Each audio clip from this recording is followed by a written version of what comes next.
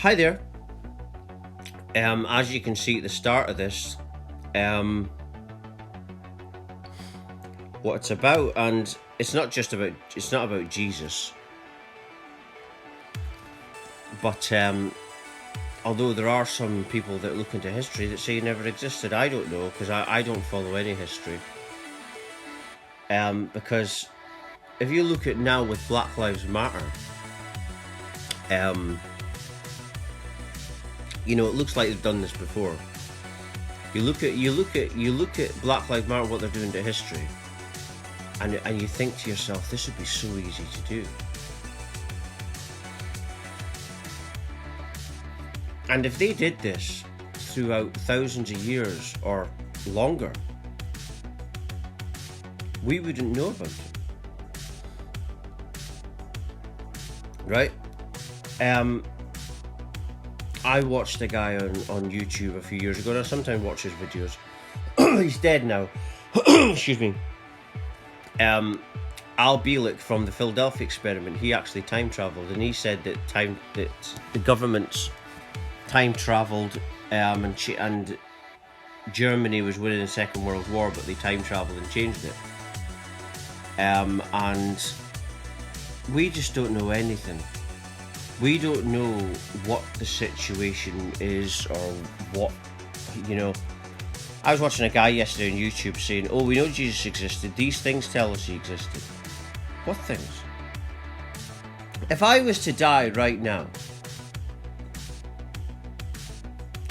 how would people in 2,000 years or even over that know that I exist? Because everything turns to dust eventually. Right? It's like this picture. That's why I use this picture. Everything just turns to dust and nothingness eventually. That's what everything does.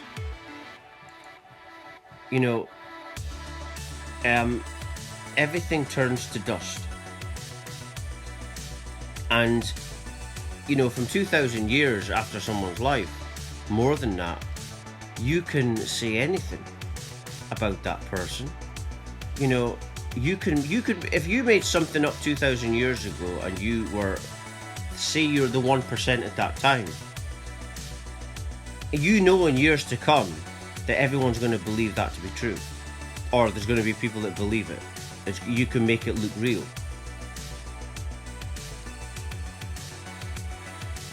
You'll even have people in years to come that won't even prove that Jesus exists, but they will leave behind markers, and people in the future will think that that's proof that he exists. Like historic things and walls or whatever they put. But you can't prove nothing. Can't prove a thing. But there is one thing for certain. There was a guy called, was it Talmud of Jemanuel or Jemanuel, that lived, and this is true, you can do your research on this. There's a guy called Billy Meier that Billy Meier was a UFO guy. He claimed he communicated with Pleiadians, and he took pictures of UFOs in the 70s, and maybe young before that as well. And they went back. They went to India and found these scrolls that Billy Meier told them to look, because they told us that Jesus Christ died on the cross, and he said no, this Jemanuel survived the crucifixion and went to live in India, and this person was supposed to have lived at the same time. And they found the scrolls. So what does that tell you? It tells you that there was no such person as Jesus Christ. This person, Jemanuel, or Talmud of Jemanuel, there's actually history about it. Now they say the word J might have not have been around 400 years ago in the English language, That's what I've heard recently. That's why some people also don't believe in Jesus. That's another thing. But Emmanuel it could be Emmanuel, or you know what I mean. But they actually found the scrolls of this person. I know this because I used to watch videos years ago on YouTube about Billy Meyer.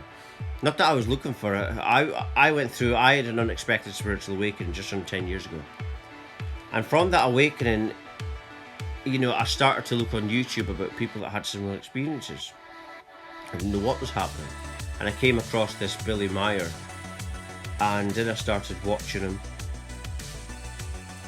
and discovered, started watching it and discovered the stuff about Jesus. And that he claimed his name wasn't even Jesus, and apparently Jesus Christ is a bad name to be called. It's supposed to be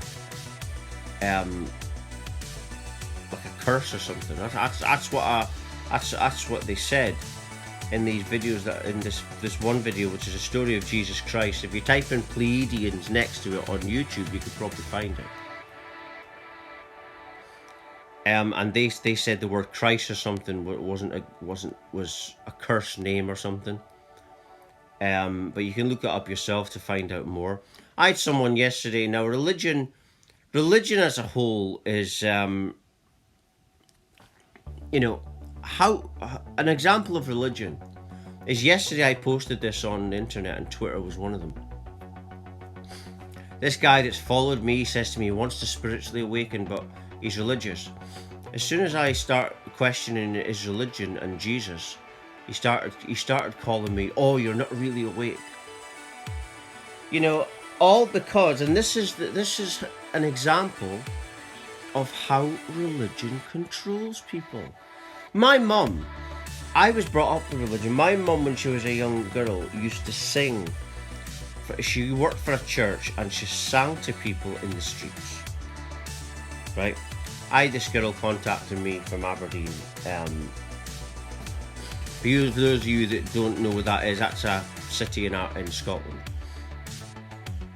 And it's where I was born.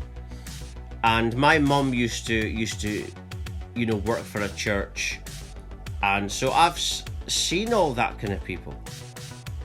And the kind of people, to me, I think from watching people get into that, they're very vulnerable.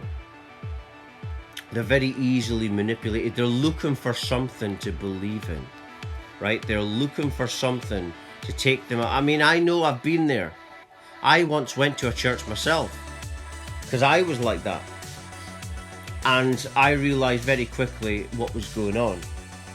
That these people are believing something they don't even know is true. We don't know anything. We don't know. You don't know the ins and outs of what went on over 2,000 years ago. You don't. You don't know the situation. It could have been a situation like Black Lives Matter. A situation where they want to destroy your history. And that's just one thing that's going on just now. How many other things like that has there been within 2,000 years that we don't know about? Now, I like the story of Jesus Christ, right? And in my heart of hearts, Jesus Christ, the idea of it is about someone going through a spiritual awakening process. And maybe he did exist. But if you don't know for certain, I just think that we can't know much things for certain out of ourselves. And the only solution is what Jesus Christ apparently said, which was the kingdom of heaven is within you. And this is what happened to me. And if I wasn't awake, like that guy said yesterday, I wouldn't be interested I wouldn't be looking deeply into stuff like this.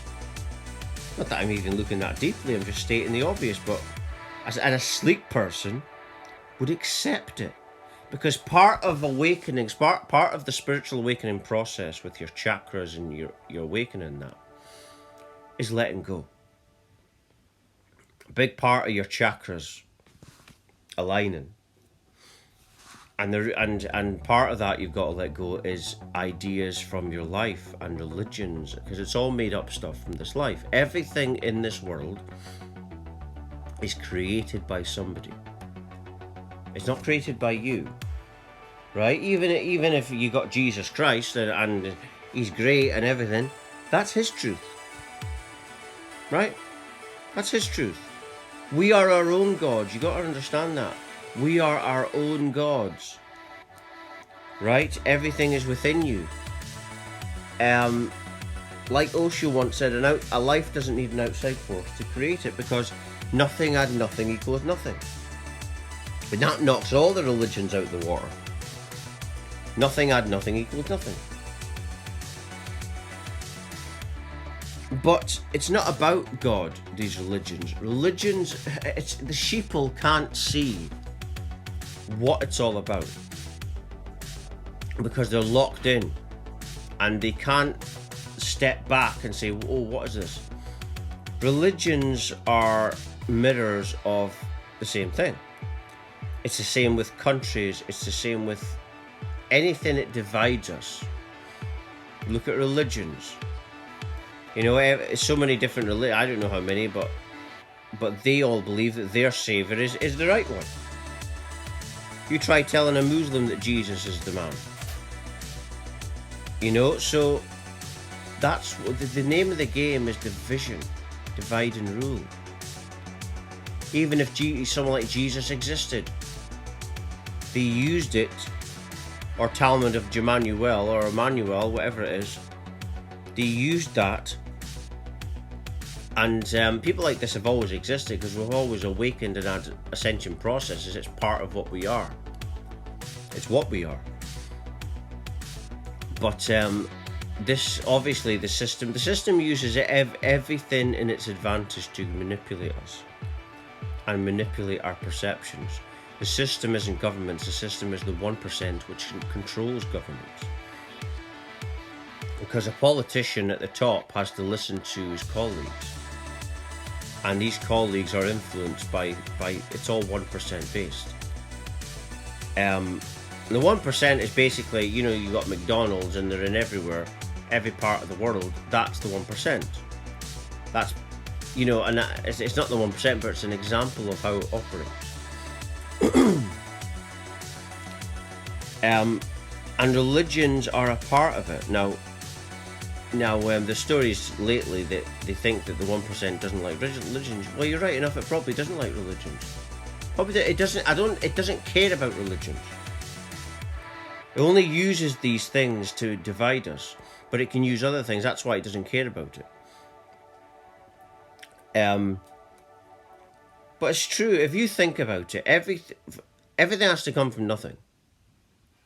After that point where there's a something and you got life, man starts walking on earth. Everything after that point is created by someone else. If you look around you in whatever room or place you're in right now, you'll notice everything's made up.